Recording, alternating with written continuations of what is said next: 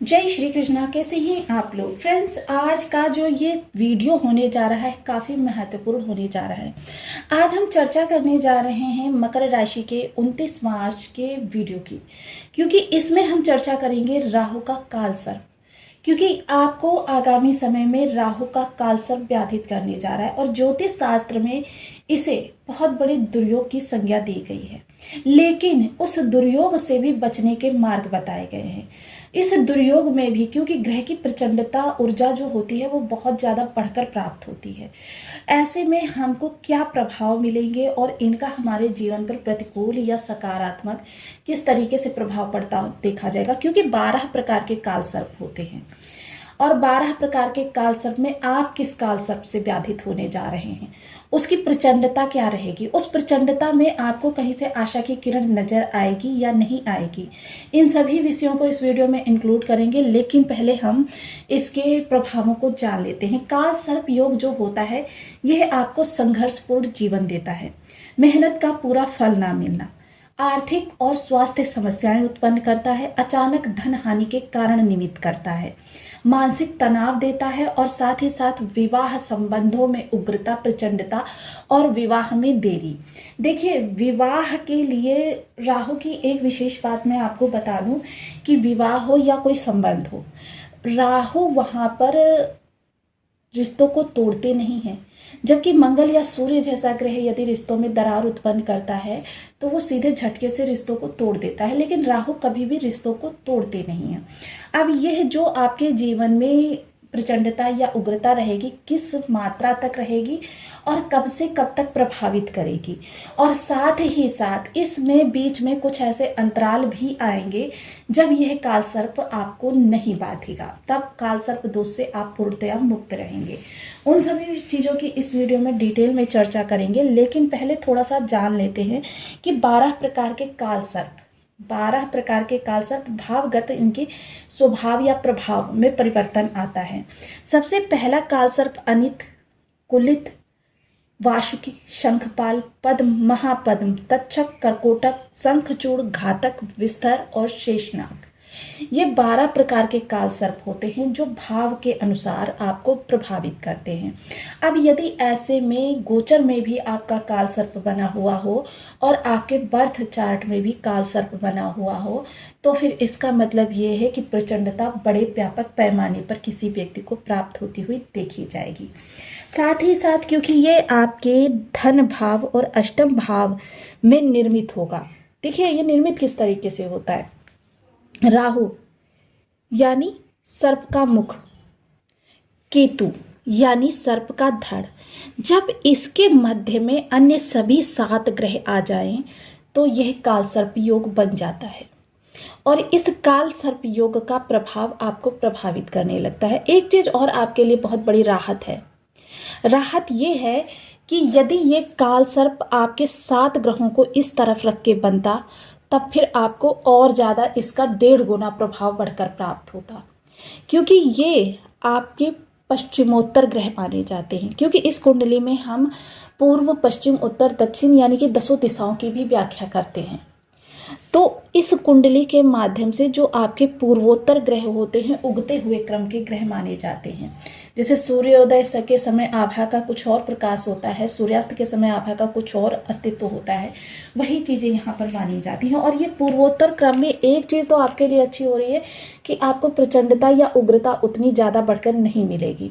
दूसरी चीज़ खराब ये हो रही है क्योंकि ग्रहों जब पूर्वोत्तर में होते हैं तब बहुत अच्छा रिजल्ट करते हैं, वह समय काल आप इस समय में आप गवा देंगे, क्योंकि आपको वही प्रभाव यहाँ मिलेगा, वही प्रभाव फिर यहाँ मिलेगा, क्योंकि यहाँ पर ग्रह बहुत अच्छा रिजल्ट करते हैं, क्योंकि यह उगते हुए क्रम के भाव माने जाते हैं।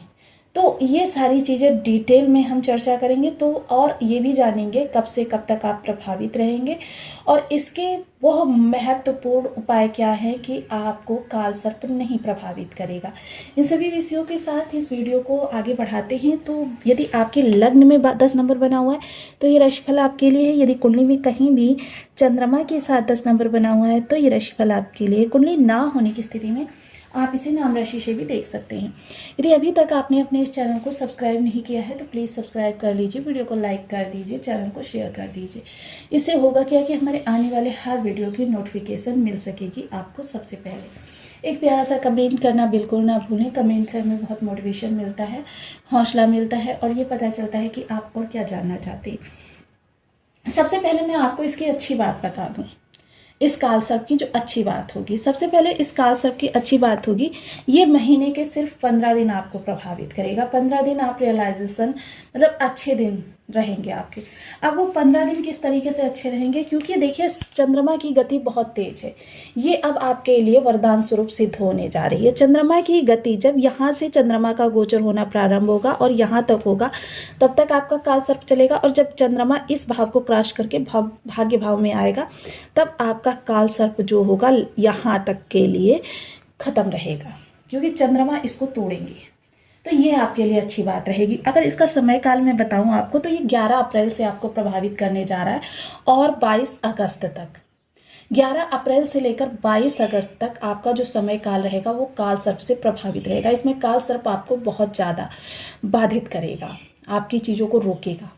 साथ ही साथ देखिए ये समय काल जो रहेगा वो आपके क्योंकि आप किस योग से प्रभावित हो रहे हैं, आप कुलिक काल सर्प से प्रभावित हो रहे हैं। कुलिक काल सर्प का जो विशेष प्रभाव होता है, ये आपके स्वास्थ्य पर प्रतिकूल प्रभाव डालता है। अब ऐसे में स्वास्थ्य में प्रतिकूल प्रभाव डालता है तो भ्रामरी प्राणायाम आपके लिए बहुत अच्छा रहेगा। जब आप भ्रामरी प्राणायाम करते रहेंगे तो आपको राहु की जितनी भी निगेटिविटी है वो समाप्त होती रहेगी, क्योंकि हम सभी लोग जानते हैं राहु की प्रचंडता जो है वो बहुत हमको बढ़कर प्राप्त होती है। राहु जो है सभी ग्रहों को भ्रम के जाल में फंसा कर रखते हैं।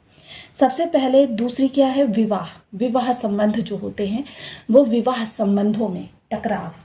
तो ऐसे में देखिए आपको काफ़ी समझदारी से अगर आप संयम से या चीज़ों को मैनेज करेंगे तो आपको किसी भी प्रकार से, क्योंकि इस ऊर्जा को ही हराना हमारे जीवन का उद्देश्य होता है। दूसरी चीज़ क्या है कि शंका संबंधों में पड़ना, यानी विवाह संबंधों में। तो इस चीज़ के लिए तो आप अभी से गांठ बांध लीजिए कि आपको शंका नहीं करनी है। हालांकि जब भी आपके मन में ऐसा कोई बीज पड़ने लगे, क्योंकि ये बहुत जल्दी वटवृक्ष का रूप ले लेती है शंका, तो आपको तुरंत अपने किसी परिवार के अनुभवी व्यक्ति से इसकी सलाह मशवरा करना है। बस ये चीज़ें अगर आप डिटेल में समझ कर चलेंगे तो आपको काल सर्प बहुत ज़्यादा प्रभावित नहीं करेगा। बाकी अगर आप डर रहे हैं कि आपके कैरियर पर या, क्योंकि इस पर ऐसा कोई प्रतिकूल प्रभाव नहीं पड़ेगा, बल्कि ये सिर्फ चीज़ें जो आपके पहले से चली आ रही हैं वो आगे बढ़ती रहेंगी, क्योंकि प्रचंडता रहेगी राहु के पास। लेकिन अगर आप अब शुरुआत करना चाहते हैं इस काल सर्प के दौरान, तो फिर ऐसी गलती मत कीजिएगा, क्योंकि वह कार्य आपके पहली बात तो बाधा से पूर्ण होंगे, और यदि किसी कारणवश पूर्ण हो भी गए तो इस चीज़ को आप गांठ बांध लीजिए कि वो आपके लंबे समय तक आपको लाभ नहीं दे पाएंगे। ये बहुत महत्वपूर्ण आपको चर्चा में रखना है।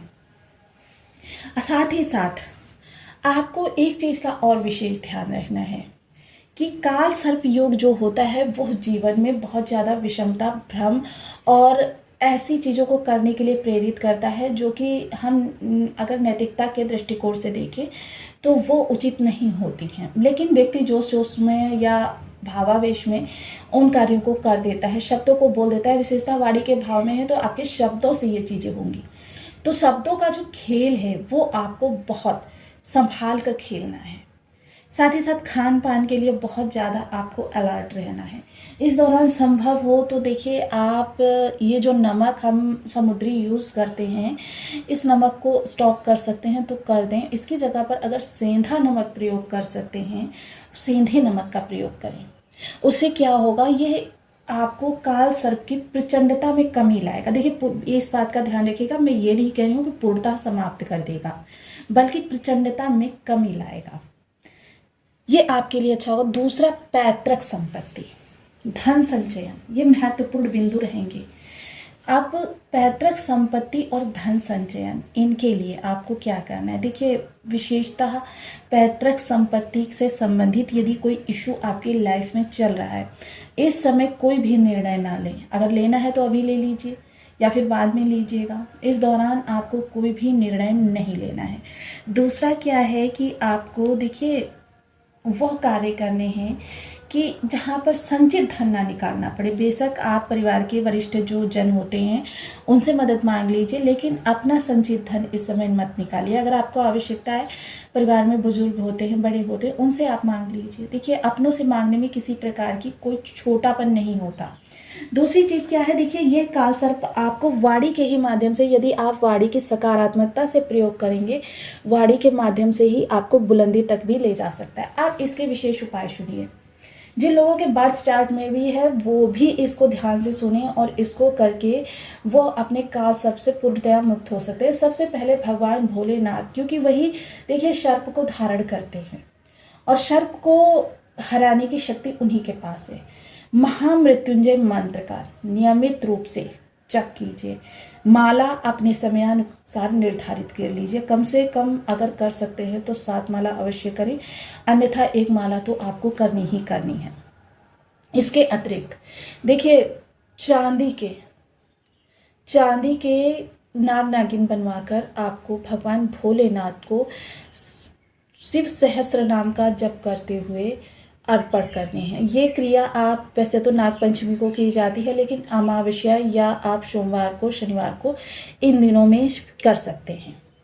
साथ ही साथ देखिए, अगर आप ये क्रिया नहीं करना चाहते हैं तो आपको राहु और केतु के बीज मंत्र, राहु और केतु दोनों के बीज मंत्रों का जप 1.25 लाख की संख्या में करके दशांश हवन करना है।